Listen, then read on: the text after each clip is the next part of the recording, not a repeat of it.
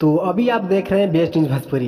Best news Bhojpuri में आप सभी का स्वागत करते हैं। जी हाँ दोस्तों, कल सुबह अवधेश प्रेम यादव का बहुत ही ब्रांड ऑर्केस्ट्रा सॉन्ग कल सुबह करेंगे रिलीज। जी हाँ दोस्तों, चलिए जानते हैं सॉन्ग का टाइटल क्या है, कब तक करेंगे सॉन्ग को रिलीज और ये सॉन्ग को लिखे किसने है।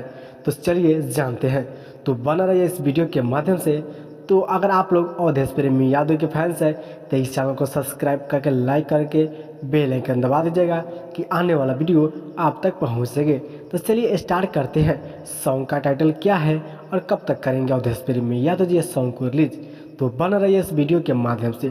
तो चलिए जानते हैं सॉन्ग का टाइटल। सॉन्ग का टाइटल बताया जा रहा है दोस्तों, सच में काहो सजन, जो कि सॉन्ग का टाइटल है। सच में काहो सजन जो कि सॉन्ग का टाइटल है। सुबह सम इंटरटेनमेंट चैनल से जो इस सॉन्ग को करेंगे रिलीज कल सुबह 6 बजे। जी हाँ, यह सॉन्ग को लिखे हैं राइटर थारू जी। चलिए मिलते हैं अगला वीडियो में।